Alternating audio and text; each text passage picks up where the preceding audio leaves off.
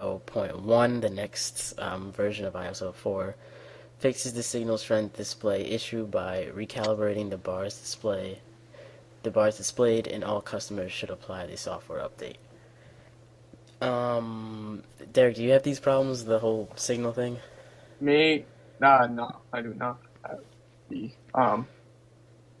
signal issues. So I As guess there, this really is. I think it's like nobody seems to believe me on this, but I do think it's the. It has to do with where you're living. I mean, um, it just makes more sense, I believe. I have no clue, but I believe it does. To me, it seems like it depends on where you live because I know I get really good signal here. Yeah, I guess it's maybe if you live in a place where the AT&T signal isn't as strong, I guess that's probably a factor there. Yeah.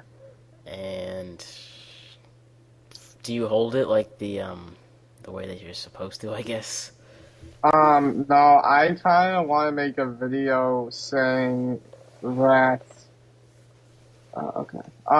I kind of want to make a video saying that the way to hold it, the best way to hold it. I mean, I think when Steve Jobs said it depends on the way you hold it, I think people took that especially the wrong way.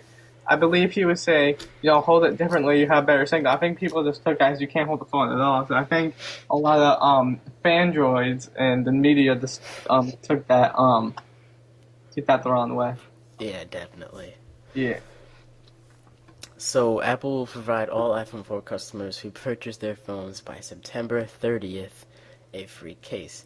Customers will be able to choose from Apple's own bumpers as well as third-party cases sourced from other vendors. Customers who have already purchased a bumper can receive. I can't read today. Customers who have already purchased a bumper can receive a refund, which is interesting. Apple's site will be taking orders for the free cases beginning late next week, and the company will reevaluate the case situation as it gets closer to the September deadline. So basically, today's Monday, so I'm sure by Friday-ish, they'll start this thing up. I think tomorrow starts the free bumpers. Oh, really? Yeah, I think Do, tomorrow. do you have a bumper yet? Me, no, I'm actually kind of debating. I'm ready to pick this deal up because even though I'm not having issues, I might pick up a case just to review for iJuice and my YouTube channel. But I'm sort of debating on to do it or not. But yeah, like if I'm probably gonna do it anyway just to get the bumper because bumpers so cool. Yeah. Uh, so yeah, that's pretty much mine. Yeah, so if you if you're getting an iPhone, you receive a free bumper case. If you already bought one, you can get a refund. Not too sure how. I'm sure I read something about you can go over to their site and they'll clarify that. But yeah, I they have more than just the black one now, right? No, I think they have the rest of the colors out. Yeah. Up to pink. Like I know the way they're gonna do it. They're gonna ask you for the receipt number along with your credit card. I think along with the credit card that you purchased and you paid for in cash. I think you can just use the receipt number, and judging by that receipt number, they'll give you a refund of the $30 back. What I'm pretty interested to see is the third party cases. Like, is this going to be InCase or Griffin? Exactly who are going to be the other case suppliers? Most likely it's gonna be Griffin. I can probably tell you. Yeah. Yeah, so moving on to the next story here. This is not really Apple related, but it's pretty tech related. This is off of Mashable. It's 10 cool cable management solutions.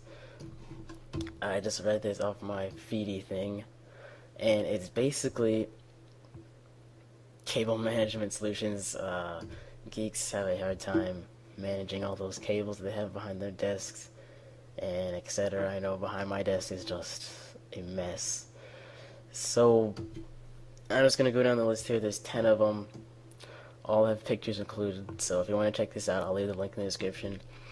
The first one is called the leaf tie. It's literally like a Ziploc tie. I forget what it's called, but basically a tie that you tie your cord with a leaf on the end, like a plastic leaf.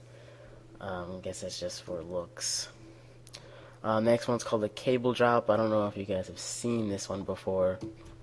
It's like a rubber circle, like sphere thing with a slit down the middle that you slip your cables into, and it keeps them up off the ground and makes them pretty easy for you to just grab when you need them. The next one's called the cable monkey. I'm sure a lot of people have seen this one too. It's basically a monkey that his arms curve around your cables to keep them all in order. Oh, my. Yeah, I mean, I desperately need cable like help because like I have a lot of stuff going on right now. I have a PowerBook, I have an iMac, I have another monitor, I have all these cables, and cable management should come part of every desk. That's just my, say what you will, but that's just the way I look at it. Yeah, next one is called a cable box mini. This one is to me, this looks like the most impressive. Um, it's basically a box. This one is blue. I don't know if it comes in different colors. But the description here is your cable. The cable box mini comes complete with a built-in 4-socket search. Hey guys, it's Jalen here. I know, I'm back again. I forgot to mention 2 stories. I don't really know how I forgot to mention these, but yeah, the first one is about the Nexus 1, and Google just today actually announced that they killed it off. They're just no longer selling them. This actually surprised me a ton. To me, the Nexus 1 seemed like the iPhone's biggest competitor.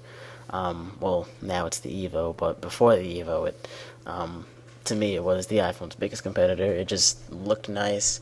It was kind of like my second favorite phone besides the iPhone. The Nexus one just seemed cool to me. But yeah, they killed it off because of it wasn't really living up to their sales expectations. It just wasn't selling well. Um, I think it's because, to me, I think it's because just didn't have enough light shined onto it. It was very brief, and then other phones came out and on the Android platform and just kind of outshined it and didn't really get much light shown or shined. I don't really know what that would be called, but it didn't have much hype, basically. It should have. It was a good phone. And second is Netflix streaming is finally coming to Canada. Did not know that Netflix wasn't available in Canada, but yeah. Yeah, the Canadian Netflix service will be streaming only, a first for the company. So I guess they won't have like the mail-in service, unless you guys already have that. But yeah, I'm not too sure what goes on in Canada, so sorry. Yeah, Netflix will be available for streaming only on PCs and Macs, and the entire range of Netflix compatible devices like iPhones, iPads, 360s, PS3s, Wii's. Yeah. So that's it. Those are the 2 stories that I just wanted to cover real fast. So thanks for listening. Stay frosty.